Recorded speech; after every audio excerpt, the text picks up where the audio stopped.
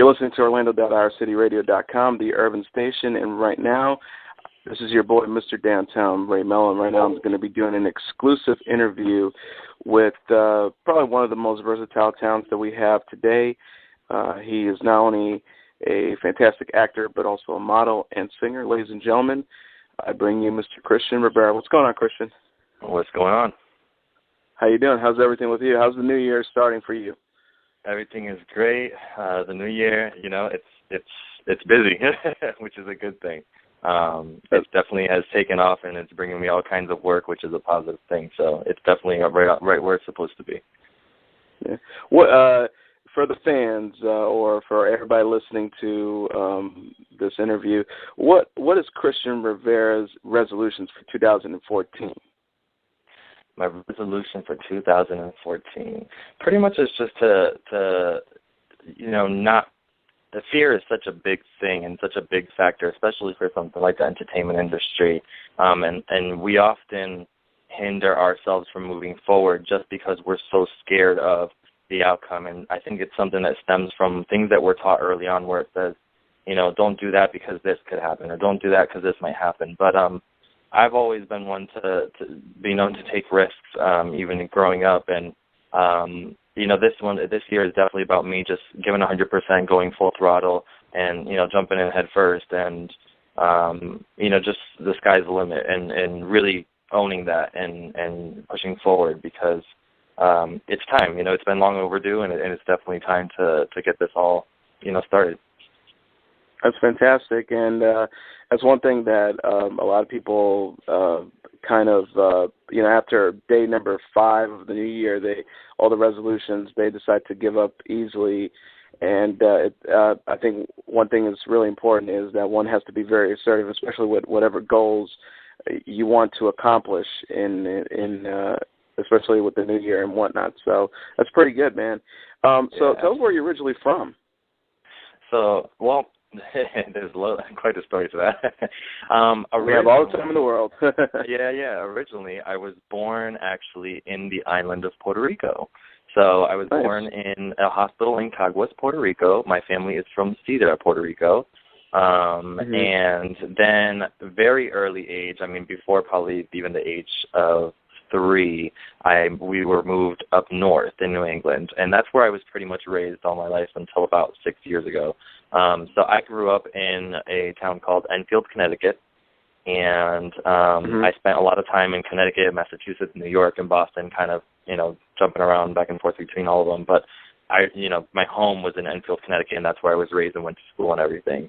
And then I moved to Florida about, 6 years ago. So Florida's been my permanent home, and some changes are coming up with that too. So it's just a nonstop thing with me. I just can't settle for less. I got to keep going wherever I feel that is right. Well, how was your childhood like growing up in Connecticut? Was it a stable life? Absolutely. My parents were, we weren't rich or anything like that. We actually growing up, it was quite the struggle, especially for my parents, and they were always very hardworking.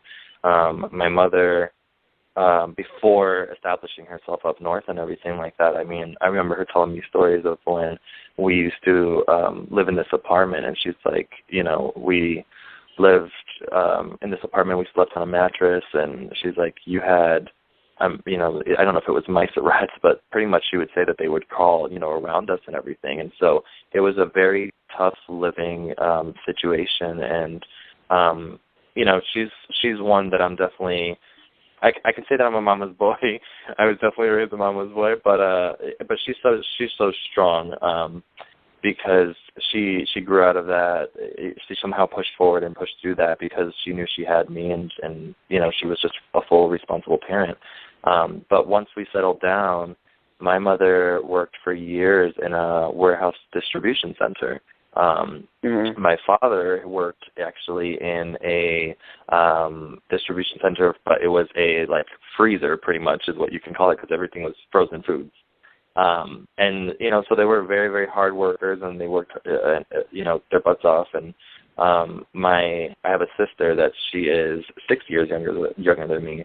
So we grew up together, and but we had a house. It was comfortable living. I would say, middle class family. Once we settled in, and so it was definitely good. Growing up, I definitely had. I was not what people perceive me as. If they meet me now, I'm completely opposite from what I was growing up. Now people see me and they automatically assume, wow, you're so outgoing, you're so this, and they have so many compliments for me, and that's not something that I'm used to, because growing up I was completely different. I was actually very reserved and quiet to some extent in the public eye. It just depended. If it was a small group of people, I was very quiet, but for some reason in front of a large group, I was very confident.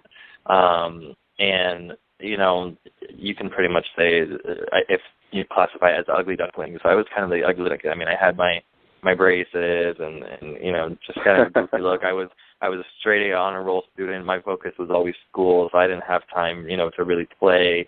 And it's not because my parents didn't allow me. It's just that I really actually enjoyed school. So I was, that guy. I was that kid growing up. But it was funny because every time I'd step out of my school zone, I was a completely different person. I had all these aspirations to be, so much bigger and so much more. A lot of people say that they're born, they're born with these talents, and I don't think anybody's really born with these talents. I think that you're exposed to something, and then you become passionate, and you work at it, and you grow. But I definitely, early on, I kind of threw myself into everything. I didn't take any classes. There was no dance lessons. There was no vocal lessons. We were so focused on working and stuff like that, there wasn't money to do all these extra things, and let alone time. But my mother, at one point, my mother's side of the family has always been very much into music. There's all kinds of singers and musicians, and so I would say that that's definitely, where it just runs in the blood in the family. And so early on, I expressed interest to that, and I was always around adults. So I was that kid that grew up with the older people. I wasn't boring. I was fun. I grew up with the older people because I was always with my parents and stuff like that. But yeah, and then at some point my mother did work for a short time for a radio station. She was actually a radio show host. And so, nice. Yeah. So looking at her passion and meeting, all these superstars that she would meet and being backstage and at all these different festivals, it was like my passion just went, over the top. I was just like, this is it. Like, this is what I want. And that's it. Did you get a chance? Who did you meet because of your mom's being a radio star? Is there any celebrities that come to mind that you met? There's kind of starstruck. Yeah, well, never. You know what's funny? I was never starstruck. I was more. I for some reason I just felt like they were just everyday people that could just do something. Right. I never was like an awe or pause. I never freaked out or anything like that. There are those that really, shock me that I never got to officially meet face to face, but I did get to see.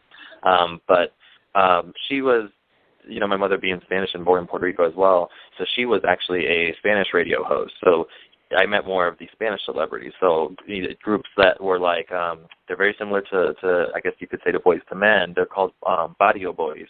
And Barrio Boys, I think. Barrio Boys, yes. Yeah. So I met Barrio Boys.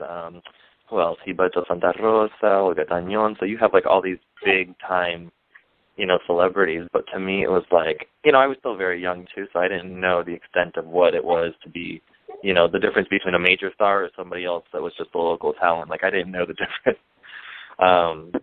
But there are those that starstruck me, but I just never met them in person. And, those are just people that I would see either on TV or listen to on the radio.